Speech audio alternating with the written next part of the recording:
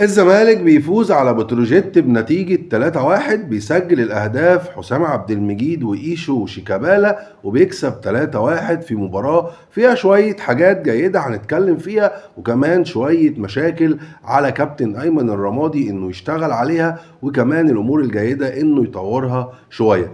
في أمور طبعا أنا بشكر عليها كابتن أيمن الرمادي اللي قبل يشتغل في الزمالك في وقت صعب جدا، وقت كله مشاكل، إصابات ونتائج سيئة ومستوى متدهور للعيبة. لكن في شوية أمور أنا بحترم كابتن أيمن الرمادي عليها، وزي ما كلمتكم تملي وزي ما بتتابعوني تملي وبتكلم هنا في القناة وأسلوبي تملي، لأن أنا بناقش أفكار المدرب ما بناقش شخصيته. كابتن أيمن الرمادي معروف عنه إنه مدرب بيلعب على الاستحواذ، وكمان بيلعب جيم الاستحواذ بشكل مميز، وبيتدرج بالكورة عشان يخلق مساحات ويخلق حلول في الناحية الهجومية. بصراحة للمباراة الثالثة طبعا بعد مباراة بيراميدز ومباراة سيراميكا وماتش النهاردة قدام البتروجيت، الراجل بيحاول تملي انه يشتغل بافكاره التدرج بالكورة.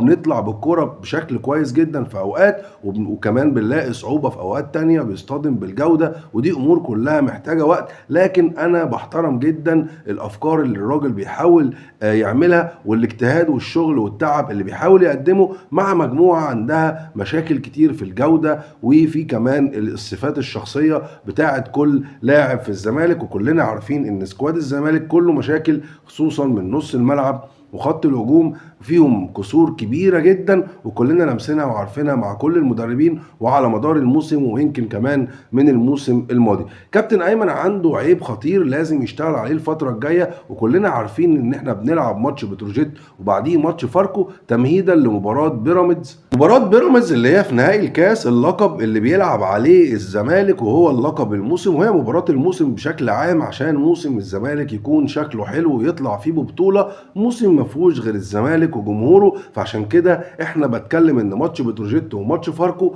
خلال ال10 ايام دول ان الزمالك يوصل لماتش بيراميدز باحسن فورمه بدنيه واحسن فورمه فنيه. المباراه اللي على فكره رغم الفروقات الفنيه بين الزمالك وبيراميدز، لكن الزمالك يستطيع انه يفوز. بيراميدز خسر من فاركو في الدوري وخسر من فرق كتير، الزمالك يستطيع ان هو يفوز عليه. الزمالك خسر من بيراميدز اخر ماتش 1-0، وكان ممكن يتعادل الماتش، ممكن يروح لضربات ترجيح، الماتش ممكن يخلص ب1-0 لو احسنت شويه الامور اللي الزمالك بيعاني منها. وطبعا هتبقى بمجهود وتعب كبير جدا من كابتن ايمن وكمان من اللعيبه. النقطه السيئه الاولى والنقطه اللي فيها مشاكل واضحه في الزمالك هو التنظيم الدفاعي. الزمالك على مستوى الافراد حسام عبد المجيد، الونش، حتى محمد حمدي وعمر جابر، وفوقهم كان شحاته، على مستوى الافراد اظهروا مستوى كويس. حسام عبد المجيد سجل هدف وشال كذا كوره وعمل بلوك بشكل مميز، ولاعب ممتاز جدا جدا جدا، واصبح كمان فكره التجديد ليه امر حتمي لانه لاعب بعيد قوي بمستواه عن اقرانه في الدوري المصري. نفس القصه الونش شال كور كتير وغطى تغطيات مميزه.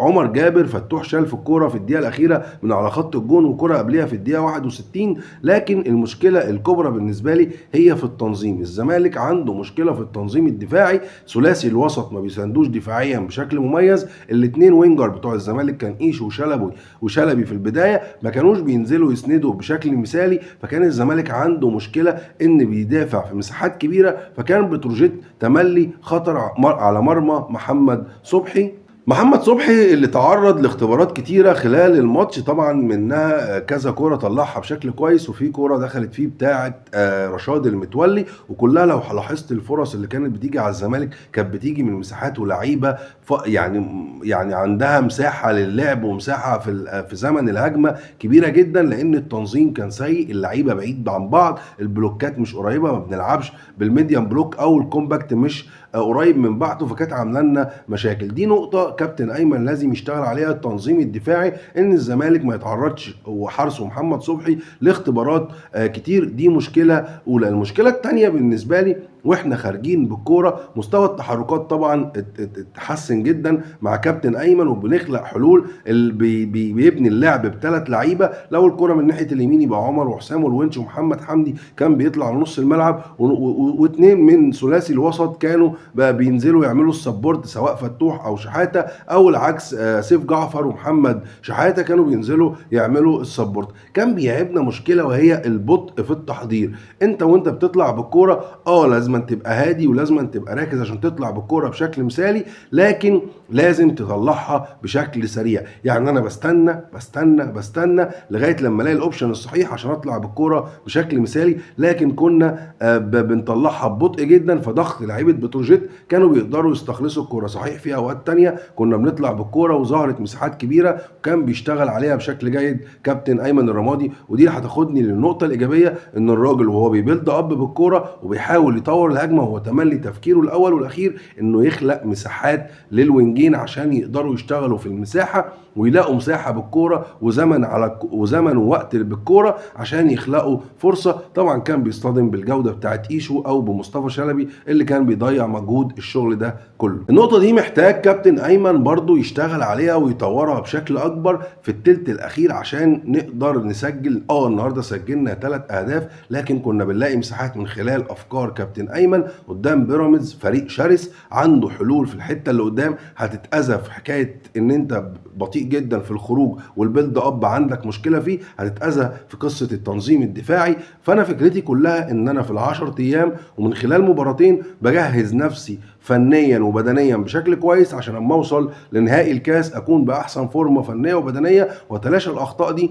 واكون باحسن حاجه، واقدم ال 150% او ال 200% اللي عندي، سواء من المدرب، من اللعيبه، من الجهاز الاداري، من الجهاز الطبي، من مدرب الاحمال، عشان الزمالك يوصل بفورمه عاليه. لازم نستغل الظروف، اللعيبه كلها تكون جاهزه. الفتره الجايه نشوف ان اللعيبه بترجع عشان الزمالك محتاج كل اسم وكل عنصر في السكواد بتاعه، حتى السيئين منهم، عشان يعظموا السكواد في ماتش النهائي. محتاج اشوف الجيفالي، محتاج اشوف احمد حمدي، محتاج ناصر منسي وناصر ماهر يرجعوا عشان يبقى عندك قوه. محتاج طبعا محمود جهاد في نص الملعب مع دونجا. الناس دي كلها ترجع عشان يكونوا قوه للفريق ويعظموا اسكواد الفريق لنهايه الموسم عشان نطلع بحاجه كويسه من موسم الزمالك.